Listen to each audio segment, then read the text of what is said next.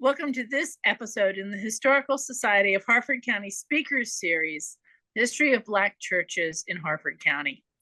If you're interested in hearing stories about our local history, please take a moment to hit the subscribe button on your screen so you can receive notifications of all our future episodes. The Reverend Martin Luther King Jr. once described Sunday morning as the most segregated time in American society every week. Sadly, this was just as true in Harford County as it was elsewhere. Our speaker today, the Reverend Reggie Bishop, is going to tell us some stories about the founding and expansion of Black churches here in Harford County. Reggie Bishop is a native of Havre de Grace. He is an entrepreneur, a minister, and an ardent researcher of the history of the African American community here in Harford County and of his own family. I'm really delighted to have him with us today. And with that, I'm going to ask Reggie, do you want to go ahead and start talking to us about the Black church and its history in Harford County? I sure can. Thank you, thank you, thank you. I thank the Historical Society of Harford County for inviting me.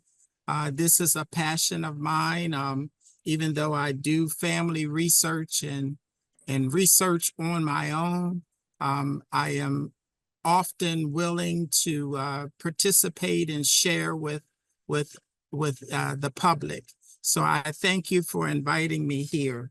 I'm gonna go along. I'm gonna do the presentation, and you'll see how personal the churches are in the community to me and my family. So I'm going to go ahead. I grew up in Havre de Grace. There's no place like home. Havre de Grace, there's no place like home. My father grew up there in Havre de Grace, went to school in Havre de Grace. My grandfather went to school. He graduated from school there and lived in Havre de Grace, along with my great-grandfather and great-great-great-great-grandfather. So the Bishops have a long line of being in the residence of Havre de Grace, and you'll see more in the presentation. I'm a multi-generational Havre de Grace, I guess that's how you say it, but from Havre de Grace. I always talk about Havre de Grace. I'm still in Havre de Grace, so I work in the Havre de Grace community.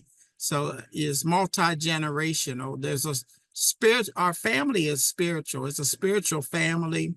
There's so many ministers in my family. There's so many I can't even count them all. There's pastors. There's counselors. I can go on and on and on.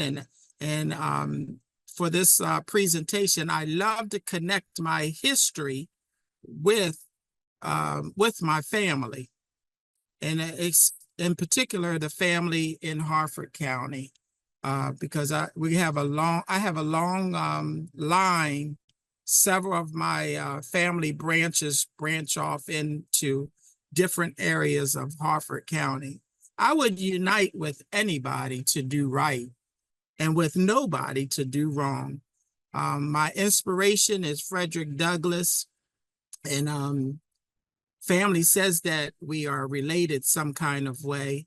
Believe it or not, I got word just a couple of days ago that my family up in Massachusetts will be having a reunion next year. So I am happy to return back to New Bedford and to just explore. I'm going up there to explore. I don't know about family, but I'm going up there to explore the life of Frederick Douglass and his wife and the family that he had up in New Bedford. The presentation is broken into 4 different sections. I'm gonna discuss another place. When you look at the Black churches, you think of you don't think of a place, but we have to, when we look at our history, look at another place. We have to look definitely at another time, look at connecting to survive, and then our community. things were handled and done differently. And we'll see that as I go forth in the presentation, even on the focus of how and why a Black church was developed. So we will do that. Another place, Harford County looked different back in the day. When it began in 1773, it was different. This is a picture of the Havre de Grace Canal, or the Tidewater Canal, that went from Havre de Grace up into Pennsylvania. And I do have some, and that's it's probably for another presentation, but some of my family members in the Underground Railroad was involved in helping slaves escape into Pennsylvania. And it was by way of the Tidewater Canal, or along the Tidewater Canal. So it's another place. It's a different place. It's a different time.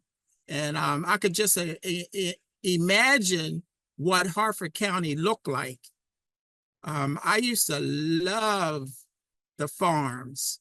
When we would travel to see my aunt and uncle up in northern Harford County, and particularly Jarrettsville, I would love to see the farmland and love to see the animals and love to see the horses, and it just it was a different place, more so then than now.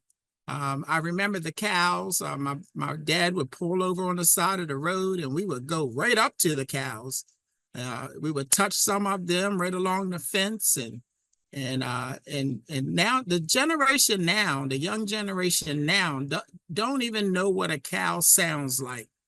They may imitate a moo, moo, moo, but they just really have never experienced what we used to experience in Harford County. And it's coming back in some areas, so we look forward to that.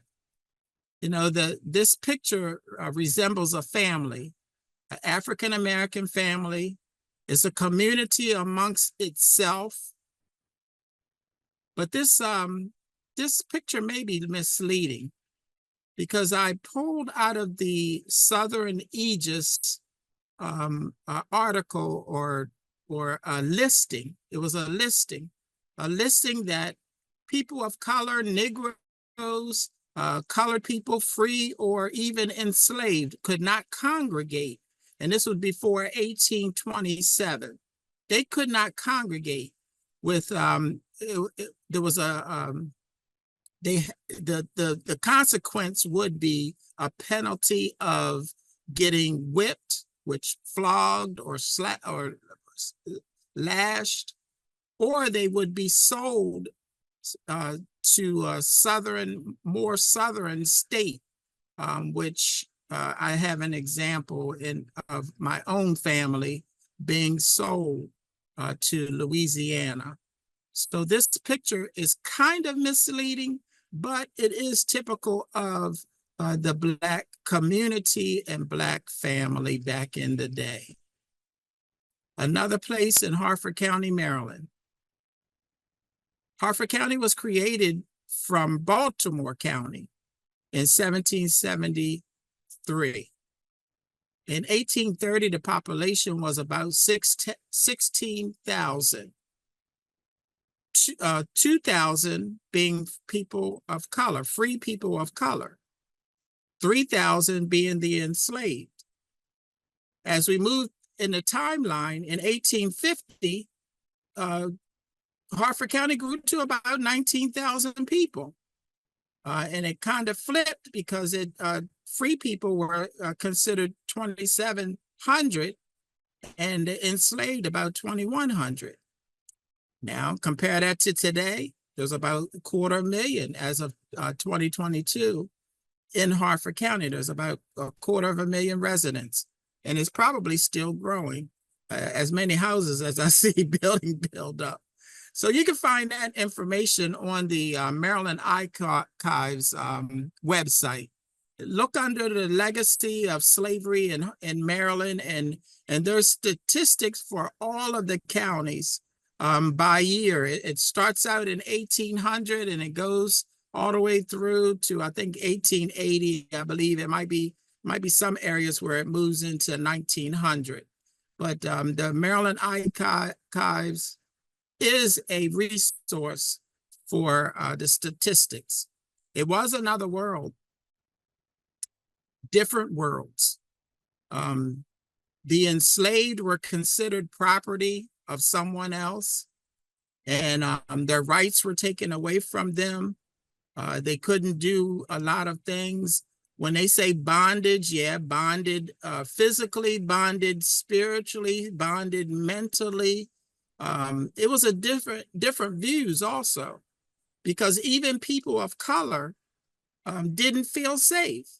They lived cautiously and to avoid unwanted threats, because someone could accuse them of anything and they would be penalized by being sold into slavery and sold down south, further south.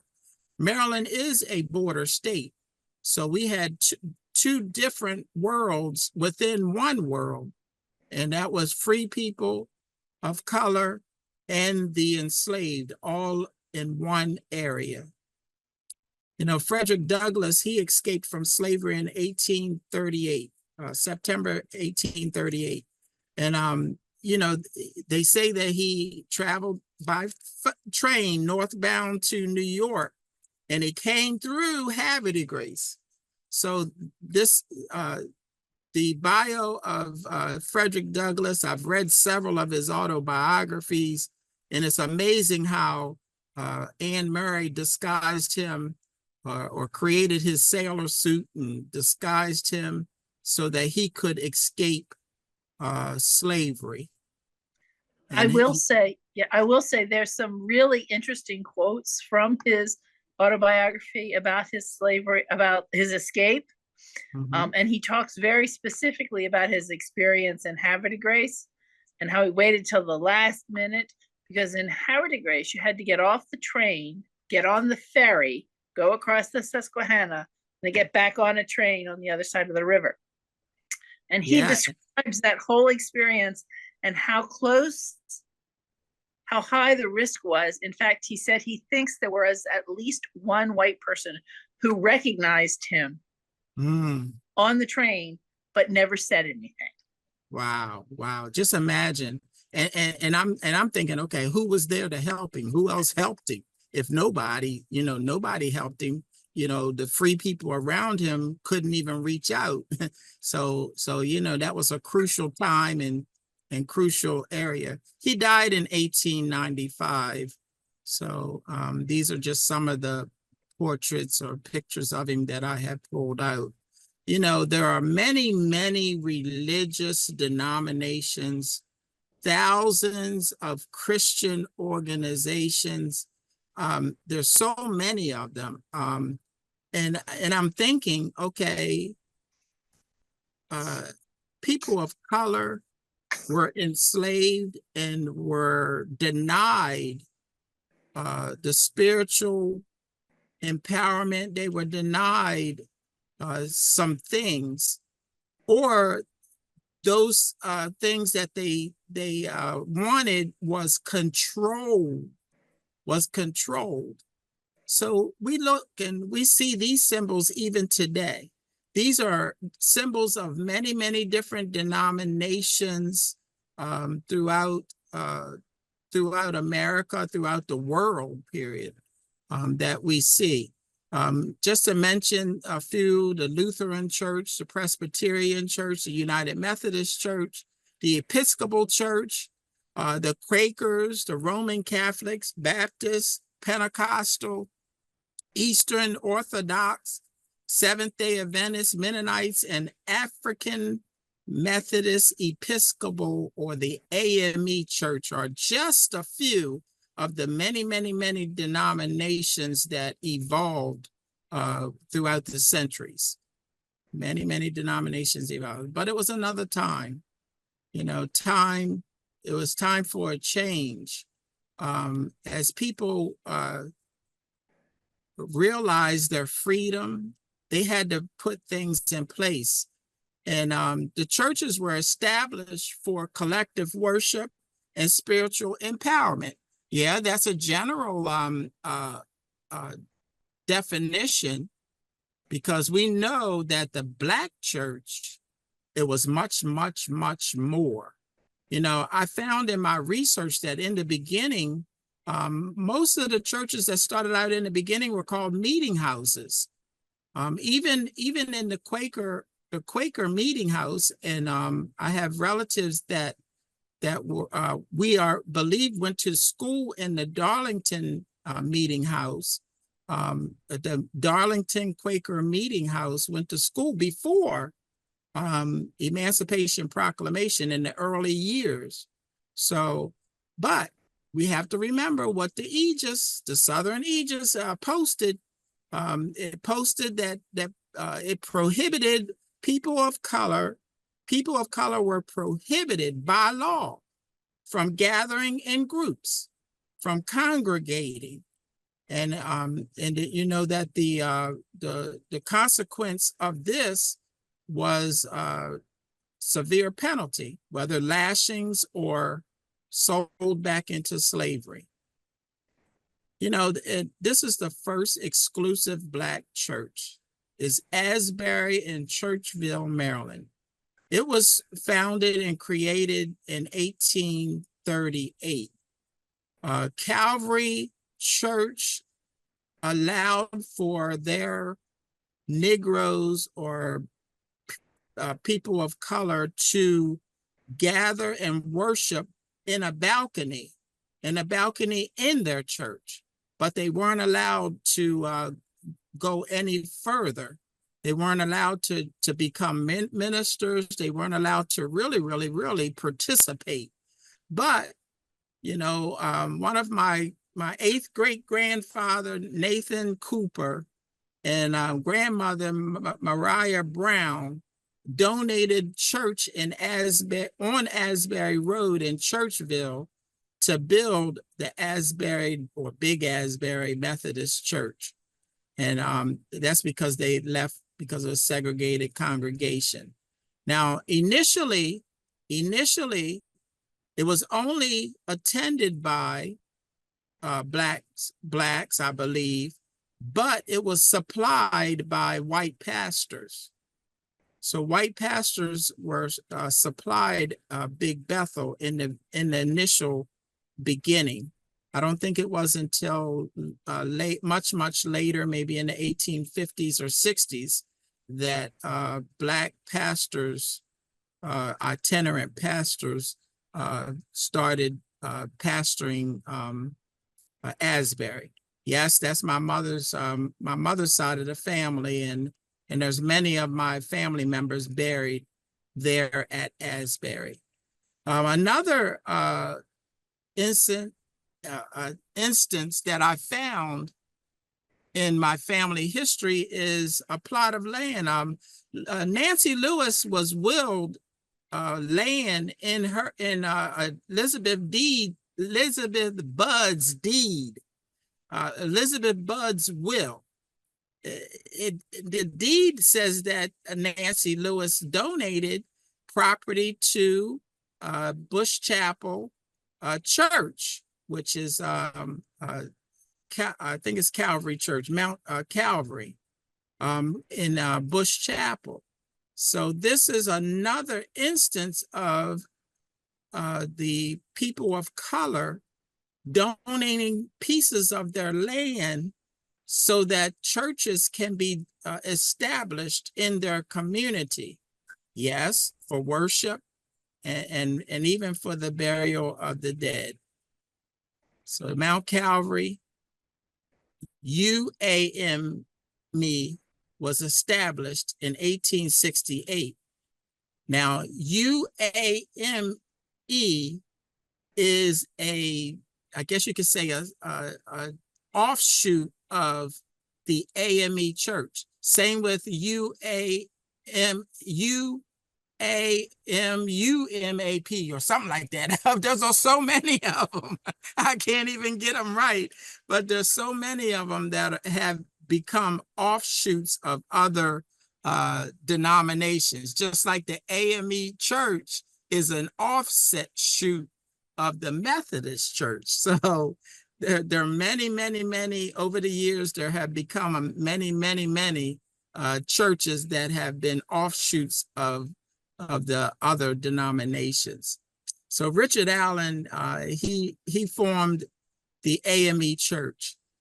You know, he was a slave. He was a slave. He was a slave from Delaware, Maryland, or somewhere in that area, and he escaped slavery. I don't know if he brought himself out of slavery, but he taught himself a lot of things. He taught himself how to read, how to write. He established different organizations, had civic meetings of like the Negro Convention. He was a circuit rider, preacher.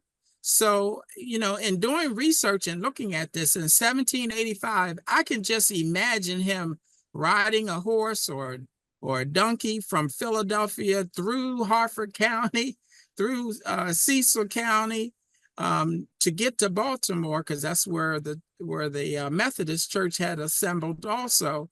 But I could see him having camp meetings and tent meetings along the way to empower the African American people. You know, I could see that. So the first AME conference was held in Baltimore in 1817 after a legal case that deemed them as African Methodist Episcopal, which was separate from the Methodist Church. Now, in Harford County, the first church that I uncovered or researched was Bethel AME Church, and it was off of Earlton Road in Havre Grace. And in 1847 to 1849, I believe it was in existence in Havre Grace. But according to some records, and I haven't been able to pull it all together, but in a pension record, the church was suspiciously burnt down. And that's where the pension, the Civil War soldiers' wedding certificate was burnt up in a fire that was at Bethel AME Church. Getting into family history, my old man Isaac. Now, why did I call him my old man Isaac?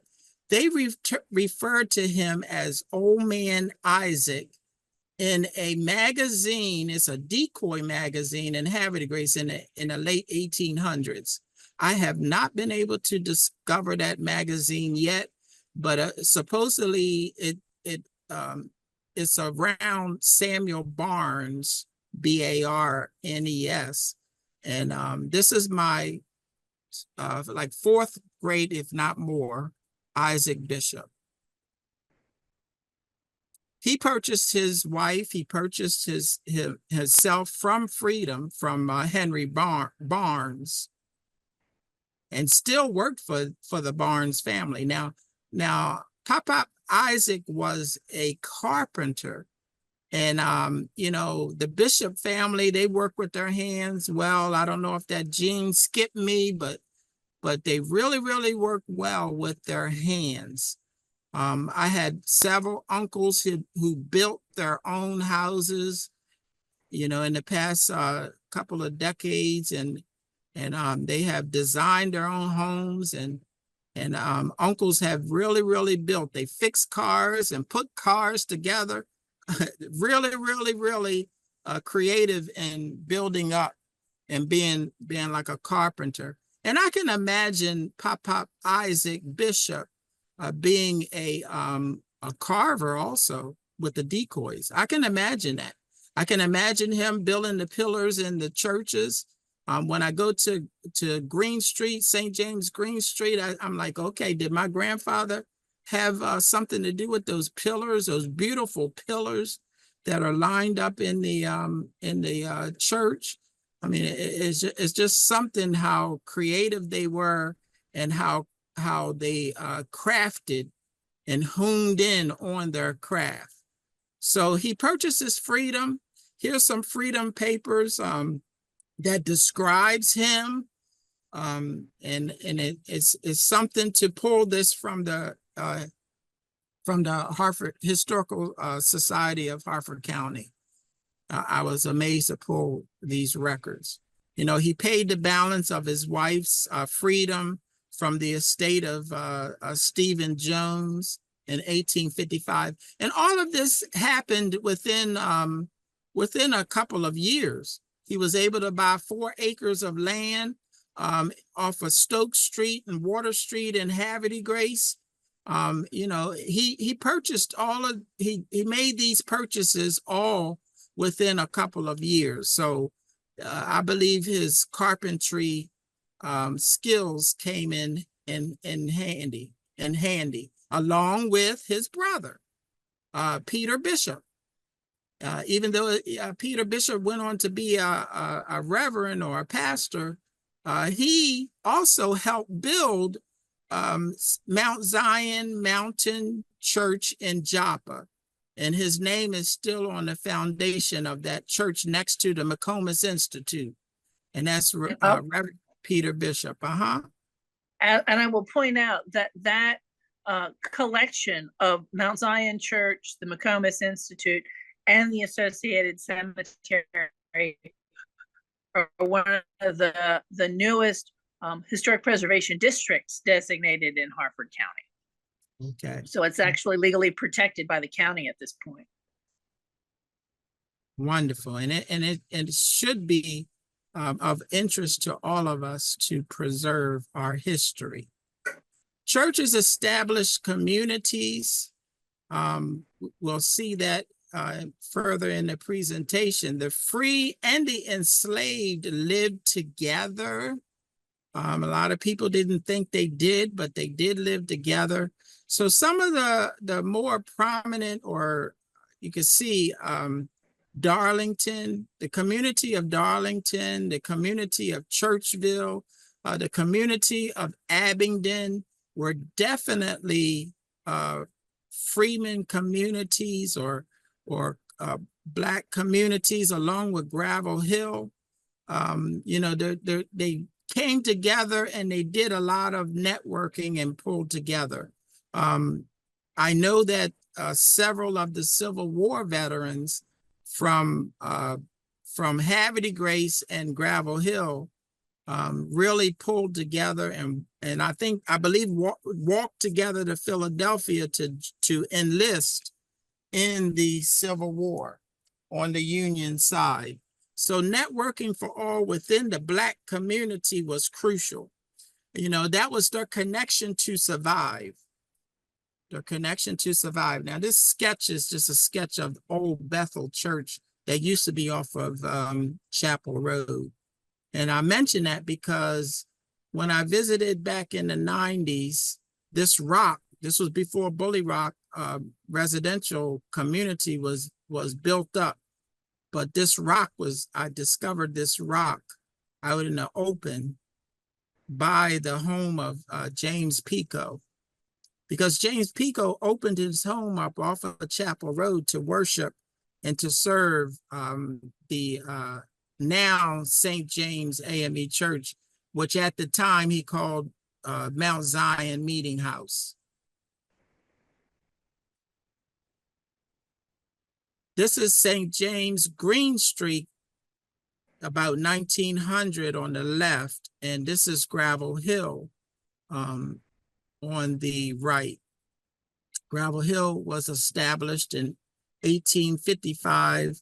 St. James Green Street was on Chapel Road in 1840 something. So the old story goes and says that they purchased land in Havre Grace, but wasn't able to build within the city of Havre Grace.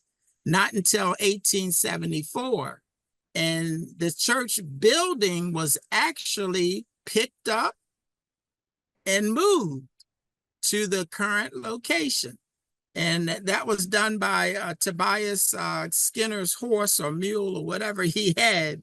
But that's what the oral history says about the moving of the church from Chapel Road into the city of Havre de Grace to Green Street.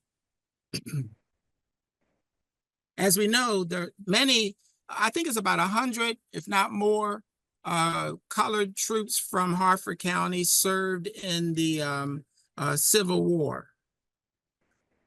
They served in the Union side of the Civil War. I'm still doing some more research. I did find on my grandfather's side that William Bond served as a cook along with his wife, because I often wondered how my several great grandfather and his brothers were born in Pennsylvania. Well, they were born in Pennsylvania because their father was a cook and their mother was a cook, serving in the regiment of the colored troops. So I have some of that information. Alfred B. Hilton from Gravel Hill, definitely a distinguished service and Medal of Honor winner. There's many monuments of him, and we don't want to forget. I know that they named several items after him, like the road on 22, the bridge is named after him. There's I think the American Legion is named after him. There's several things that are being honored for cousin Alfred B. Hilton from Gravel Hill. Well, two things I can add to your list. There's a park in Yes. Gravel Hill that is dedicated to him, and the choice, there's a playground there, and the choice of the things on that playground is related to Alfred B. Hilton. And then there is a very lovely monument to Alfred B. Hilton that was just unveiled in Havre de Grace this past year, right along the Susquehanna River. It's a beautiful location if folks want to go look at it, and beautifully done. Yes. And I saw an article where they said the pillars that crossed the bridge were related to the Underground Railroad. Wouldn't that be fitting if that was true, and if they save it and it's right there where those the monument of Alfred B. Hilton is right there where those pillars are? It's right there, but I think that bridge did not open until I want to say 1868 or so, because I recall that even the troops, the Union troops that were going from New York or Philadelphia south to engage with the Confederate Army, had to be ferried across the river because the bridge had not yet been constructed. So I think the ferry, clearly we know the ferry was part of it, because that's how Frederick Douglass escaped, was across that ferry. So that was clearly part of that underground movement. But I don't think the bridge itself, I think the bridge itself is post the Underground Railroad. But the route, I think you're right. You're absolutely right about the route. I was thinking the same thing. You know, African Americans, they were involved in many of the conflicts, even though our history and written history, we cannot prove it, because I know that I have one blurb from the Revolutionary War with Colonel Rigby, with one of my family members from the Revolutionary War. And then the War of 1812, another family member is kind of mentioned, and I believe that they served in that also. But there are many, many conflicts, U.S. conflicts. The Spanish-American War in 1898, definitely Mr. John Hill, who went to Gravel Hill, he served in there, and I think Frank Ridgely, who did a lot of speaking at the colored high school in Havre de Grace. Definitely, there are stories that are still out there and can be brought together, especially of our troops, even to today. I mean, the Korean War, I can't even mention all of them. The many, even to the times today. So there are monuments in place, even though they may not say, but they give tribute to those that served in many of the military wars. You know, the Black church became a main source for many of the soldiers. You know, they came together.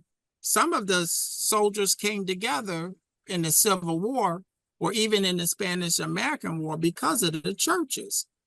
You know, after the war, they became trustees. They fulfilled many other roles. I know that one of the Presbyteries, they were responsible for cleaning and ringing a bell at the church. Even in the Reconstruction period, they have abilities to reconstruct and to build up. Because at this time, during the Reconstruction, many Black churches in Harford County were built and established in these communities. And it was a place where the Blacks could go, not just to go to worship, but go to socialize. There were dances held. There was several things held. Education was provided, you know, the know-how to build things. I know in Asbury, you could go up to Asbury and there was, you could learn from an older member how to build things. You know, they assisted and there was focus, there was guidance and direction. You know, growing up, especially in Asbury, they used to have cookouts. In the summertime, the NAACP would have cookouts, and people from all over the county would gather together at Asbury in this big field there. And we would have a great time connecting, networking, and grabbing together all the things. You can, as you look at how these churches came together, many of them were organized other organizations like the schools, the benevolent groups like the Odd Fellows, the Good Samaritans, the Prince Hall Masons. They came from many of the churches. Community action, it was developed through many of the churches, especially the AME Church. There's schools like this on the left is Anderson Institute. And you can see the one-room schoolhouses all over the county. And this is before 1840, I believe. This is before 1840. Yeah, about 1840. Gravel Hill closed about 1845. So, but 1840s and before, there were many one-room schoolhouses all over the county.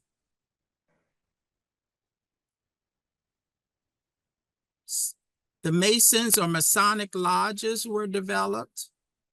And believe it or not, Asbury in White Marsh, the lady called me and said the history of Asbury lists the St. James Gravel Hill Church as being its creator.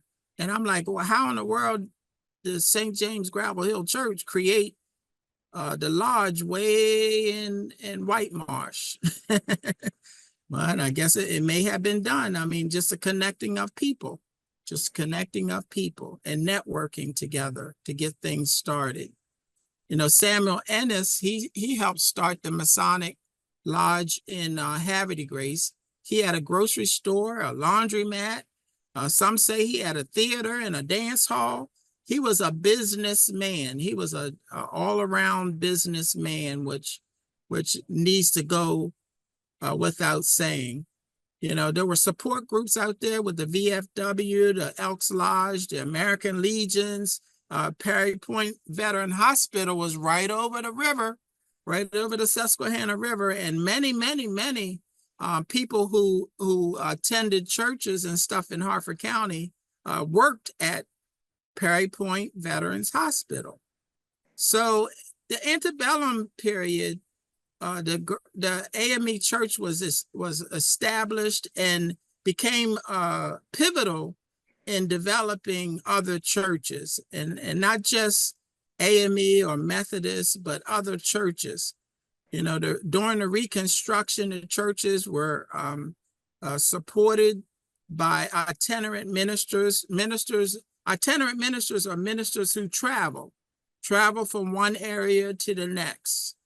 Travel from one area to the next. I know there are many of the ministers that were at St. James went to Frederick County, so they traveled all over Maryland. You know, and today our present Black churches, you know, many of them were founded by family members who donated their land. But we go on, you know, we're still community, we're still networking, you know, we're still worshiping together. So we, as we go forward, I'm gonna look at just a couple of past and present churches. The people of color purchased land, donated churches, Civil War soldiers served. They established roles and support in the community. And that wouldn't be so because if they weren't no longer around. But the churches are still around. Look at Gravel Hill. Here's Gravel Hill and the old pictures of Gravel Hill, and then there's a new picture of Gravel Hill. There's St. James Green Street. There's an old picture from 1912, 1917, somewhere around in there. And there's a newer picture of Green Street. Here's Mount Zion Baptist Church in Havre Grace. Even though they moved to Aberdeen, here's the church, Mount Zion Baptist Church. Now, the initial pastor at Mount Zion, I think the church was created in 1915, somewhere around in there, 1917. But he went on to establish the Apostolic Church, Gospel Tabernacle in Havre Grace. So he became the bishop of the Apostolic Church from the Baptist Church. Now, the Baptist Church, Mount Zion Baptist, many of those members came from Green Street. So you can see how the churches were intertwined. I mean, they came from Green Street and went to Mount Zion and started Mount Zion, and then went to Gospel Tabernacle and started Gospel Tabernacle. Now, the one-room schoolhouses became one when they built the colored school on Alliance Street in Havre Grace. Not to mention Hickory up in Hickory. The church in Hickory became a colored school. So I don't know what I pushed, but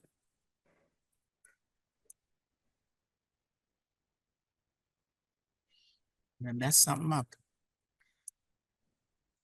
Yeah, and then within the colored school, there were industrial arts programs. There was Boy Scouts, and they were all this is the basement of Manley Chapel or St. Matthew's in Havre Grace. So they all came together, and this is AUMP. That's what I was trying to get out earlier. AUMP Church in Havre Grace. The first woman pastor was Clara Croxall, and this was Mount Zion that used to be in Havre Grace, and I believe it's now in Edgewood. It's 1955, 1958 when she started this, but she came from Gospel Tabernacle. She was a evangelist over in Gospel Tabernacle. From the churches, many politicians became known, and this was Mr. George Mitchell. He ran for city council in Havre Grace, and Miss Florence Stansbury, Miss Mildred Stansbury, very influential in the schools and even in politics. I know the names of the streets in Havre Grace. went from alleys to lanes. So that they were very instrumental in doing in creating those things. The morticians came from, they heavily rely on the churches. Bullock's mortuary and is now Lisa Scott's mortuary, and then we have Tittle Funeral Home that started in Churchville, and they had in Baltimore County also. Here's some of the cemeteries which have been abandoned. St. James United, there's Skinner Cemetery, there's Johnson Hill Cemetery, which is overgrown, and we look forward to doing some work out there in the future. Here are a list of some of the Black-owned businesses back in the day. We know that Johnny's roller ring and sports arena. There's many different transportation companies. Ray's gas station was owned by my uncle back in the day. This is there's many businesses now. There was bars and clubs. Hannah Moore, very prominent in Bel Air.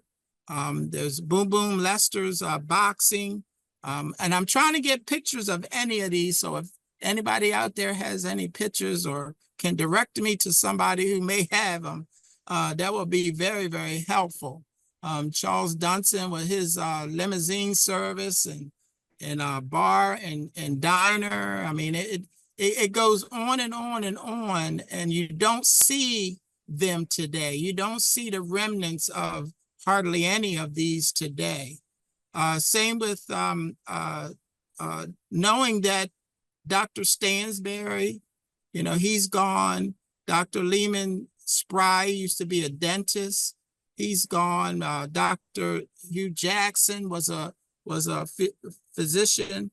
The Bowser family from Gravel Hill was very prominent in being a doctor, and they went to Tulsa, Oklahoma when that riot broke out and helped people. And Irene Bowser was a pharmacist, and the other Bowser brother was a mortician. So they networked together and had many attributes. Even in closing, the Black church is a community and becomes a community. I don't know where it's broken down a little bit today, but it's still a community within itself. Even though it was another place, another time, it made a difference in building the lives and even in the community. They connected to survive, which became a community. And I just want to close with this. Langston Hughes: the past has been a mint of blood and sorrow that must not be true of tomorrow. And I thank you all for observing and participating and being here with this presentation.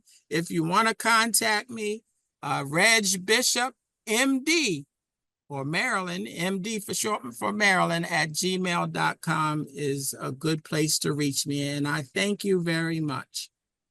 Well, I thank you very much for giving us this very interesting perspective on the history of Harford County and of the Black community within the county.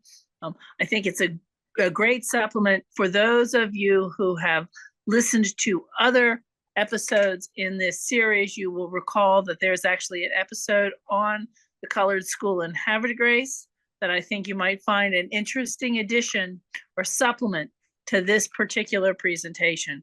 And we certainly hope all of you have enjoyed this presentation about the Black churches in Harford County. I really want to again express my thanks to the Reverend Reggie Bishop for sharing what his research has revealed.